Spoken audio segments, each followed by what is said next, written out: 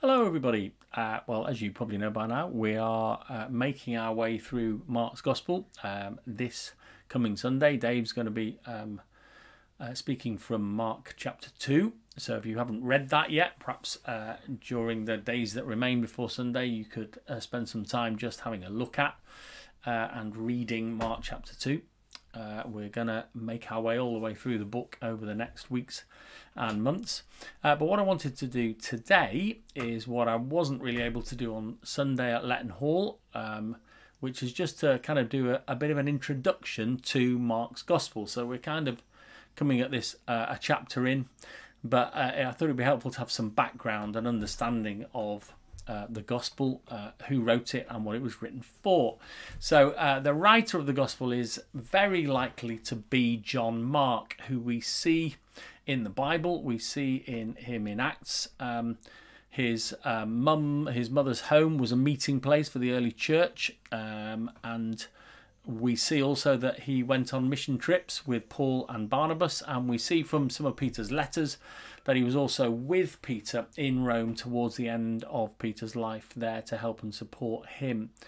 And it is strongly believed that the information that he got and the details of Jesus' life and all that went on, he would have got firsthand from Peter as he spent this time with him towards the end when he was under house arrest in Rome, when Peter, that is, was under house arrest in home. So this gospel has been written based almost certainly on that information that he's received from Peter, who was obviously one of the disciples of Jesus.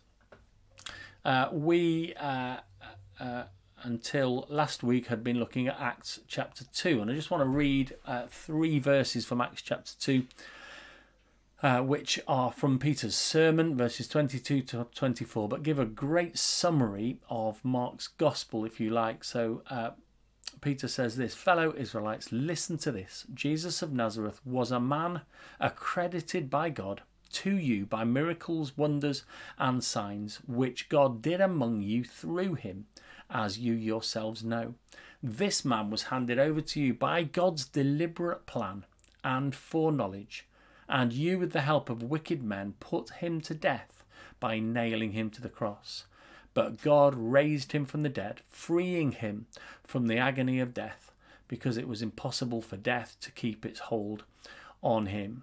Here we see the framework of Mark's gospel, of the story of Jesus, summarized in those few words that Mark then fills with stories and information and details of how Jesus lived, of how he carried out those miracles, wonders, and signs, about what God did through him, and about his death and resurrection. And I just want to focus as this introduction on the first few words of Mark's Gospel. So verse 1 says this: "The beginning of the good news about Jesus the Messiah, the Son of God." And I just want to focus on 3 words there from the original language: good news, Messiah, and Son of God. So first of all, good news. This word literally translated is gospel. And this word appears throughout Mark's biography of Jesus.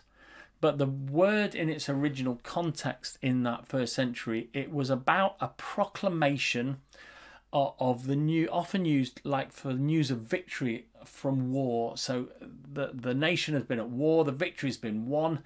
Then there's this gospel, this good news told of the victory. And that meant that actual good news changed the situation and circumstances of the people. No longer were they at war. There was peace. There was freedom and benefits that came with this announcement. The announcement meant that things had changed, that peace had come. And those benefits, as we think about this in the context of Jesus, those benefits are universal. They're available to all. To the outcast and the sinner, to the poor and the broken, to the Jew and the non-Jew, which pretty much covers everybody, I think. It was good news, and it is good news for the entire world. And I'm reminded of the angel's words in Luke 2 to the shepherds, I bring you good news that will cause great joy for all the people. So good news, Mark wants to make clear, and we see that throughout his gospel, which is why it's called the gospel. The second is Messiah. This is also can be translated Christ. They come from the same word, basically, in the original language, the Greek language. It literally means anointed one. It was clear to them the Messiah, the Christ, was the promised one, the one appointed by God to carry out specific tasks in order to bring salvation and freedom. We watched part of a program the other night where Ben Fogel is meeting with some nomads, and he describes them towards the end as the most free people I've ever met. And as you can imagine, that made me think, no, they're not. Those who've put their trust in Jesus are the most free people that it's possible to meet. And it made me think, do we come across as that? Do we make it clear the freedom that we have in Jesus? Is that seen by those who don't know Jesus? The freedom that we experience and enjoy because of what Jesus has done for us. And you see, the people at that time knew this word Messiah. They knew what that meant, and they already had their own idea of what the Messiah would do. Yes, he would bring freedom, but he would bring it by smashing the enemy. And it's only through Jesus' death and resurrection that we understand what it means to be the Messiah. And Mark tells that story for us, to us. You see, the peace and benefits that God promised that come as a result of the good news and that Jesus brings, they're not brought from crushing all resistance with military power. They're brought from his humiliating death on the cross, where he dies as a criminal would die. And it's only through his death and resurrection that he brings God's promised salvation and freedom. That's why this word is so important in Mark's gospel, and the understanding of that. What the Messiah was is seen and described as we follow the story of Jesus. And finally, Son of God. It's another really important theme in Mark's book. We see Jesus described as this at his baptism. We see it at his transfiguration. We hear it declared at his crucifixion. We see that he is recognized as Son of God and named as that by demons as he comes to remove them out of people. And Mark wants us to know, he wants to make it clear to all his readers that Jesus is not just one who is sent by God, but is God himself coming down to dwell among us. It's an amazing truth. It's a radical, groundbreaking piece of news. This is the Son of God. He is part of the Godhead. He himself is God. It's the ultimate astonishing good news that changes everything.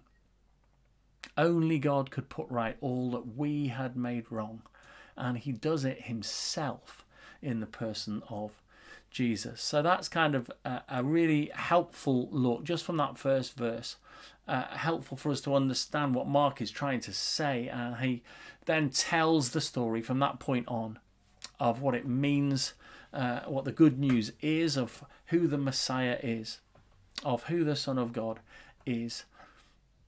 And we are going to be looking more and more into that over in the coming weeks. So Mark 2 for this Sunday. And I just want to finish, I want to just play you a song. I'm not going to play it. I'm going to, it's a video that I'm going to add to the end of this playlist. It's a song called Is He Worthy? Elaine reminded me of it the other day. It's a favourite song of hers. A great song about Jesus that asks that question of who he is and what he's done, that Mark also answers through his gospel. And it's a really helpful song to remind us. So listen, enjoy, take in the words, use it, respond to it in prayer, in adoration, in praise to Jesus as we consider who he is and what he has done. Great to talk to you again. Catch you soon. Take care.